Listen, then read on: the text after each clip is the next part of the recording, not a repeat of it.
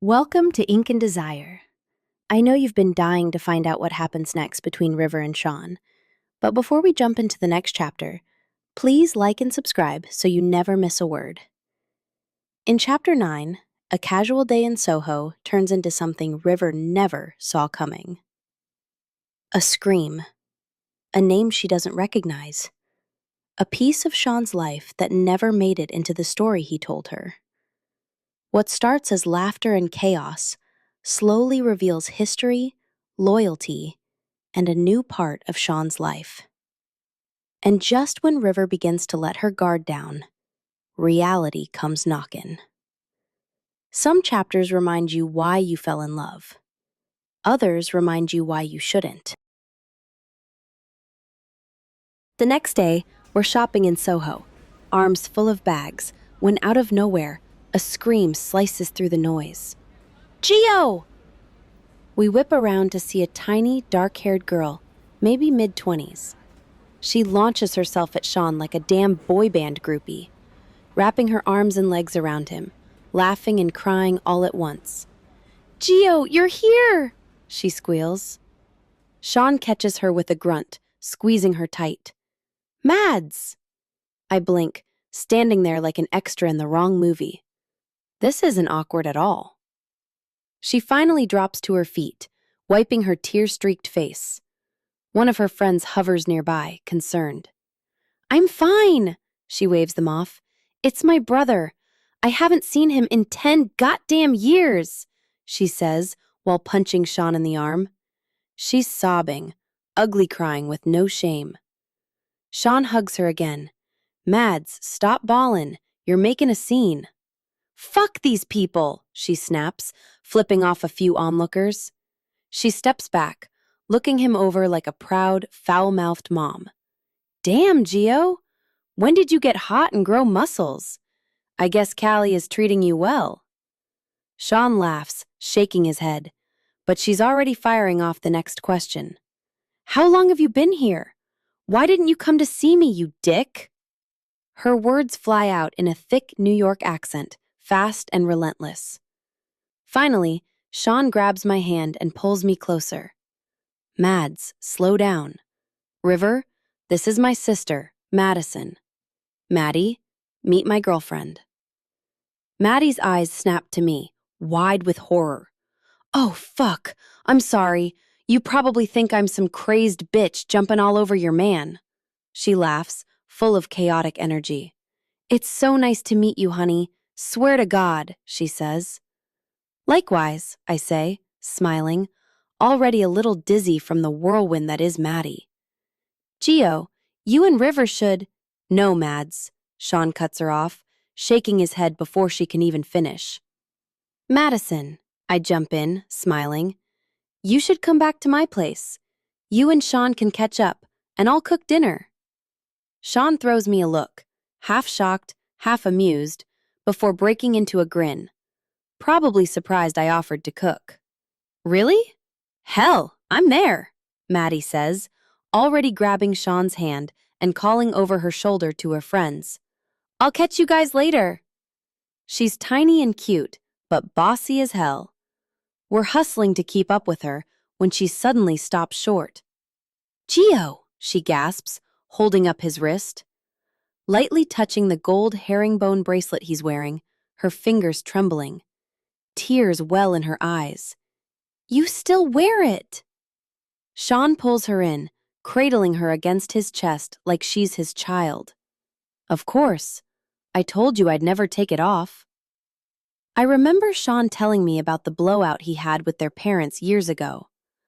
Maddie gave him her bracelet before he left. I've never seen him without it. She wipes her eyes, sniffs, and tugs Sean toward her car. Come on, I've got so much to tell you. Back at my place, true to my word, I cook while they sit at the table, talking a mile a minute. They deadass haven't spoken to each other in 10 years. Like, how the hell does that happen? So, question, I say, stirring the sauce. Who's Gio? Maddie flashes a look at Sean, giving him the floor. He leans back with a confused look on his face. Riv, you've seen my ID. Don't you remember? Giovanni's my middle name. Oh, I laugh, shaking my head. Whatever, that was forever ago. So, Sean Giovanni Astor? Cute. I wink at him and turn back to the stove. Madison chimes in. Giovanni would be a great name for you and Gio's firstborn son. I look up with surprise, but Sean barely reacts. Maddie looks at me and laughs. Yep, I called it. Sean leans back in his chair, resting his hands behind his head. Mads, you have not changed. Soon, their conversation shifts to family matters. I'm telling you, Dad brags about you non-stop. You should hear him sometimes. What you've built is fucking impressive, Gio. I slip the bread into the oven and walk over with a big bowl of salad, trying to pretend I'm not ear-hustling hard as hell. Maddie flashes me a quick thanks before continuing. Seriously, you deserve the recognition. Wait, hold up, I say, interrupting. You have a business? Maddie's eyes shift between Sean and me, a smile spreading across her face before she lands on him. Still pretending, huh? She asks. I cross my arms, staring at Sean. What exactly do you do? He sighs and gives Maddie a death glare only a big brother could pull off. I'm a traitor. The fact that I'm just now finding this out kind of pisses me off. Maddie giggles. Traitor? Please. Try the best momentum traders in the game. He made his first million 2 years ago. Luca's salty ass is still chasing his success. I blink, looking lost as hell. What's a momentum trader? Maddie laughs and pats my hand. Just know he moves money around and he's bossy with his shit. I make a mental note. Google momentum trader. Sean blushes and rubs the back of his neck. And for the record, Dad didn't have anything to do with it. Maddie shoots him a pinched smile. You'd be surprised how many clients he's tossed your way, Gio. Her voice softens, just a little. It doesn't minimize your brilliance, Gio. It's a testament to it. Sean doesn't argue. He just looks away, and that says enough. After dinner, we crash in the living room, drinking wine and half-watching movies until one by one we knock out. When I wake up, I'm lying under Sean's arm, and Maddie's curled up on the other side of him, her head resting on his leg. He glances down at me, his face pure peace. I guess my movie choices hit like propofol, huh? He murmurs, grinning. I laugh, burying my face in his shirt. He rubs Maddie's arm, waking her. Hey, kiddo, it's late. You should head home. Maddie lifts her head, rubbing at her eyes. Shit, how long was I out? She looks at me, smiling. What the hell did you put in that pasta, River? It was dangerous. I laugh and stretch. You can crash here if you want. Spare bedroom's ready upstairs. Her face lights up. God, yes, that sounds amazing. Come on, I'll show you, I offer. She gets up, but before following me, she leans over and presses a kiss to Sean's forehead. Good night, G. I'm so glad you're back. I show her upstairs, pointing out the guest room. As I start to leave, she grabs my arm. He really cares for you, River. Her voice is quiet. No one's been able to get him back to New York. Please, don't hurt him. I can't lose him again. Okay, I like her, but she's tripping. Don't hurt him? What about me? I take a breath. Madison, Maddie, she corrects me, rubbing my arm. Call me Maddie. And I know it sounds shitty, but it's the truth. Don't hurt my brother. He's one of the good ones. I smile, a real one, even as my chest twists a little. Before I can say anything else, Maddie pulls me into a hug. "Good night, River," she whispers. "Thanks for bringing my brother back to me." I walk away thinking, nothing like some good old family dysfunction. After a hot shower, I step into my bedroom to find Sean stretched out across the bed. He's shirtless. He sees me, and it's like he's been waiting for me. In 2 steps, he's got me in his arms, laying me on the bed. My towel drops somewhere between us.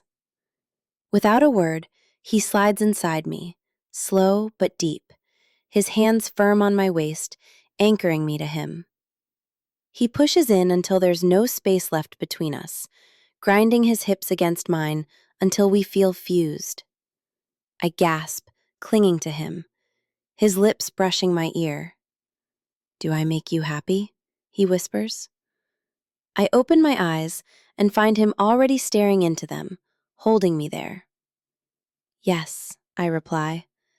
God, if there's a moment when you know, really know, that someone is it for you, this is mine. It's not just sex.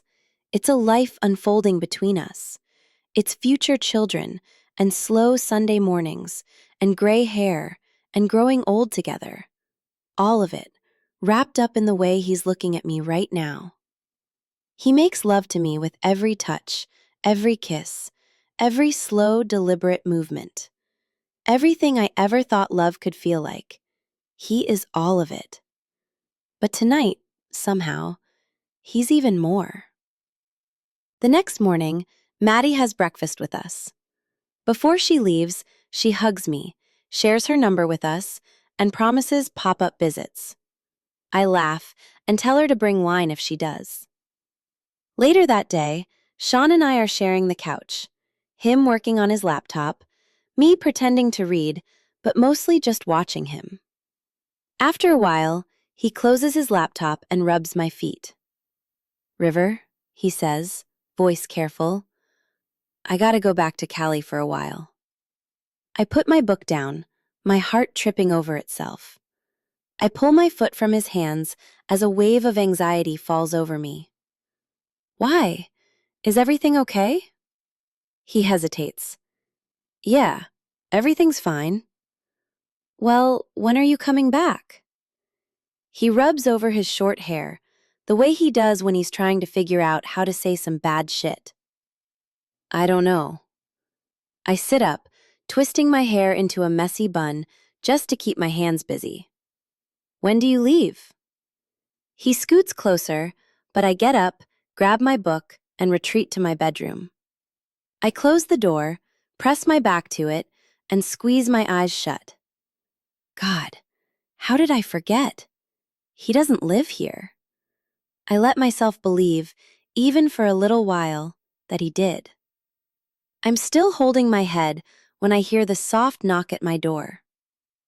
"Riv, I'm coming back." "When do you leave?" My voice cracks, and I hate it. There are a few moments of silence before he answers. "In the morning." Then, there's another pause. "River," he says, almost begging. "Can I come in, please?" "No," I whisper, then louder. "No." I crawl into bed and let the tears come, soaking my pillow until it's too wet to lie on. It's not just that he's leaving. It's that I let myself forget he would.